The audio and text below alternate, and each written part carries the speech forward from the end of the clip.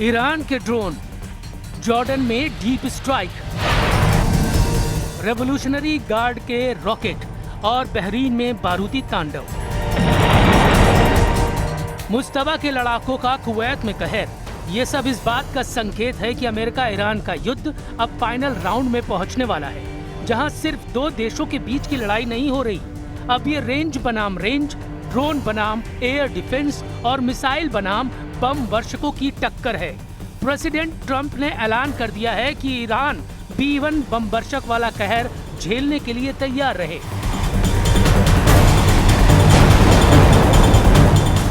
Iran पर Trump 13,600 kilogram का बम फोड़ने जा रहे हैं। ये ऐसे बम हैं जो विमान से गिराए जाने के बाद अंडरग्राउंड बंकर तक पहुंचते हैं।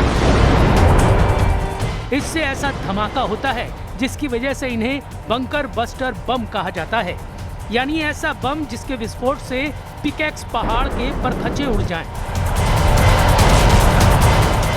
लेकिन ट्रंप ने ईरान के अंदर अंडरग्राउंड ऑपरेशन का ऑर्डर रिलीज किया है, जिसका मकसद पिकैक्स पहाड़ को उखाड़कर ईरान का यूरेनियम हासिल करना है। लेकिन ट्रंप के मिशन का पता चलते ही ईरान इतना बौखला गया है कि बारूद की डोज को जस्ट डबल कर दिया है। ईरान फुल फॉर्म में हमले कर रहा है, बिना रहम किए ट्रंप से हिसाब ले रहा है।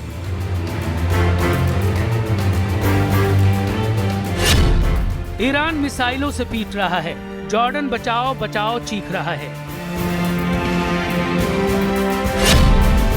ईरान ड्रोन बमों की बौछार कर रहा है, बहरीन रहम रहम गिड़गिड़ा रहा है।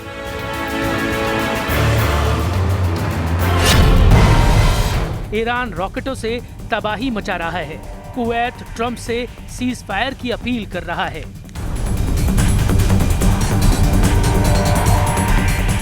ईरान के जितने दुश्मन हैं, सब सरेंडर मोड में आ चुके हैं। इजराइल तक युद्ध से साइड लेकर एक किनारे खड़ा है। लड़ाई अब सीधे अमेरिका ईरान में चल रही है, जबरदस्त टक्कर हो रही है। अमेरिका रात भर बमबारी करता है, सुबह की पहली रोशनी से ईरान जवाब देना शुरू करता है। ईरान जब जवाबी हमला करता है तो सिर्फ अमेरिका की हालत खराब नहीं होती, ट्रंप से दोस्ती रखने वाले तमाम देश ईरान का ताप झेलते हैं। ईरान पर अमेरिका के जितने बम गिरे हैं, ऐसे हर धमाके ने अब खाड़ी देशों के मिसाइल डिफेंस सिस्टम का पुर्जा ढीला कर दिया है। ओमान से कुवैत तक, बहरीन से सऊदी अरब तक, हर मिसाइल हमले ने ट्रंप को ईरान पर नया प्लान बनाने पर मजबूर कर दिया है। यही वजह है कि ट्रंप ने ईरान को घेरने के लिए अब अपने सबसे विनाशकारी हथियार को उड़ाना शुरू कर दिया है। ब्रिटेन के RAF फेयरपोर्ट एयरबेस से अमेरिकी B-1 स्ट्रेटेजिक बमर उड़ान भरते देखे गए हैं। ट्रंप के ईरान के पिकैक्स माउंटेन को निशाना बनाने की धमकी के बाद ब्रिटेन के RAF फेयरपोर्ट एयरबेस पर हलचल तेज हो चुकी है और अमेरिकी B-1 स्ट्रेटेजिक बमर के उड़ान भरने की तस्वीरें वायरल होनी शुरू हो गई हैं। CNN की रिपोर्ट के मुताबिक अमेरिका यूरोप में तैनात अपने F-16 और F-35 लड़ाकू विमानों को भी पश्चिम एशिया में भेजने का प्लान बना चुका है। इसके साथ ही एयर टू एयर रिफ्यूलिंग विमान भी ईरान के आसपास भेजे जा सकते हैं। इस बीच इजराइल का बेन गुरियन इंटरनेशनल एयरपोर्ट भी एक मिलिट्री बेस बन चुका है। यहाँ पहले भी अमेरिकी सेना के जंगी हथियार तैनात रहे हैं, लेकिन अब तो इनके वीडियो खुद अमेरिकी मीडिया जारी कर रहा है। इसकी वजह ट्रंप पहले ही साफ कर चुके हैं। ट्रंप तब तक ईरान को बम से मारेंगे जब तक वो उनकी शर्तों पर सरेंडर नहीं करता। Mr. President, there are no signs that Iran is ready to stop fighting. So what is the plan? Is the plan to just keep bombing until they give up? There are no signs. Why? Do you know something that I don't know? So talks are you know still something possible, that I don't likely? know? Do you know something I don't know? Well, tell us.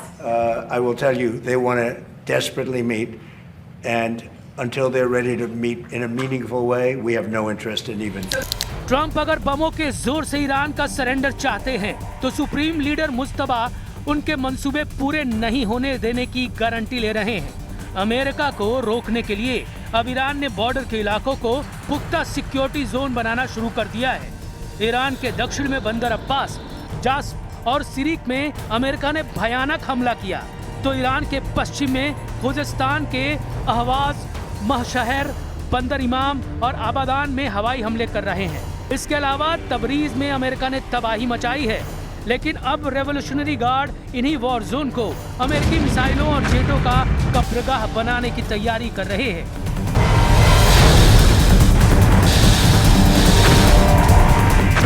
वैसे भी Trump अब Iran में अपना एक भी mission complete नहीं कर पाए, इसलिए ईरान उनके ऑपरेशन पिकैक्स की हवा खराब करने का पक्का बंदोबस्त कर रहा है।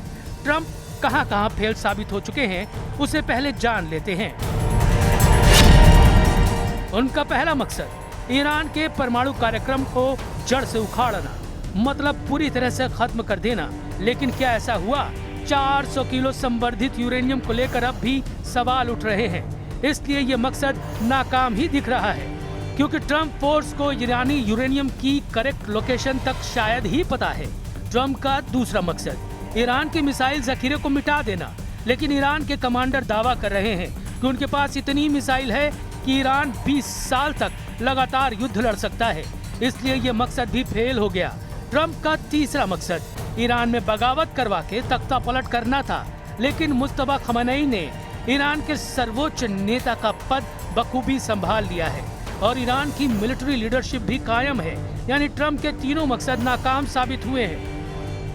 ईरान ये वादा कर रहा है कि ट्रंप जितनी भी प्लानिंग करना है करते रहें, उनकी धमकियों और धौस से ईरान डरने वाला नहीं।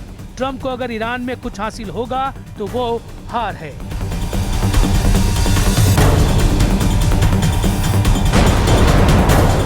نهادهای مطرح شده از طرف میانجی‌ها به ما اعلام شده، ما این رو دریافت کردیم، اما الان در مورد جزئیاتش من اجازه بدید که دیگه ورود نکنم، ولی اصل موضوع که در این روزها هم دستگاه دیپلماسی فعال بوده و هم ایده‌هایی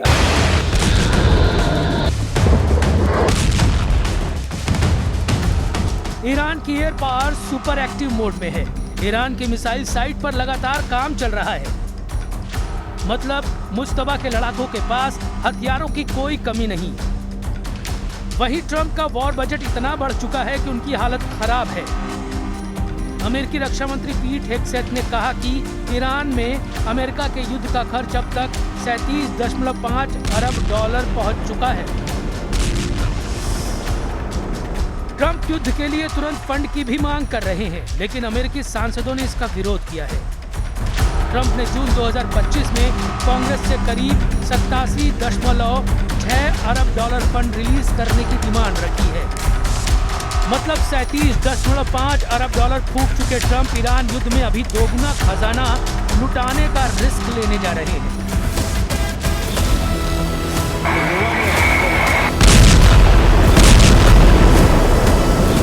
अमेरिका में ज्यादातर सीनेटर ट्रंप के वॉर बजट बढ़ाने पर भड़के हुए हैं, जबकि अमेरिकी रक्षा मंत्री दावा कर रहे हैं कि यही सही समय है जब अमेरिकी सेनाओं को ज्यादा से ज्यादा बम दिए जाएं।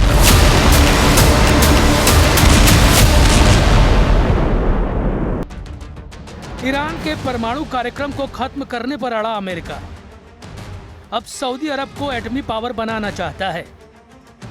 ट्रंप ने सऊदी अरब के साथ परमाणु समझौते को औपचारिक रूप से मंजूरी दे दी है। ये डील हुई तो सऊदी अरब को अमेरिका से मिलेगा एक सिविलियन न्यूक्लियर प्रोग्राम और फिर सऊदी अरब यूरेनियम संवर्धन भी कर पाएगा। ये डील अरबों डॉलर की हो सकती है। इस पैकेज में 123 एग्रीमेंट शामिल है। यह समझौता एक तरह से वो नियम है जिसके तहत दूसरे देशों के साथ अमेरिका न्यूक्लियर डील करता है। यूरेनियम संवर्धन वो प्रक्रिया है जो 90% तक की जाए तो परमाणु बम भी बनाया जा सकता है। 123 एग्रीमेंट अमेरिकी एटॉमिक एनर्जी एक्ट 1954 की धारा 123 के तहत होने वाला परमाणु सहयोग समझौता है। इसके जरिए अमेरिका किसी दूसरे देश के साथ सिविल न्यूक्लियर टेक्नोलॉजी, ईंधन और तकनीकी सहयोग कर सकता है, लेकिन आमतौर पर ऐसे समझौतों में ये शर्त होती है कि दूसरा देश परमाणु हथियार बनाने की कोशिश नहीं करेगा। लेकिन सऊदी अरब के क्राउन प्रिंस सलमान 8 साल पहले ही अपने इरादे जाहिर कर चुके हैं। मोहम्मद बिन सलमान ने 2018 में एक बयान में कह रखा है कि अगर ईरान ने एटम बम बनाया तो सऊदी अरब भी एटम बम बनाएगा। शायद ट्रंप के लिए भी ईरान के परमाणु हथियारों की काट प्रिंस सलमान को साधने में दिख रही है। इसलिए खाड़ी में नया परमाणु पावर बनाकर वो ईरानी खतरे को बैलेंस करना चाहते हैं, लेकिन अभी ये बहुत दूर की बात है। अभी तो आलम ये है कि ईरान खाड़ी देशों को अपने इशारे पर नचा रहा है। ईरान जिसे चाहता है उसे मिसाइल से तोड़ दे रहा है।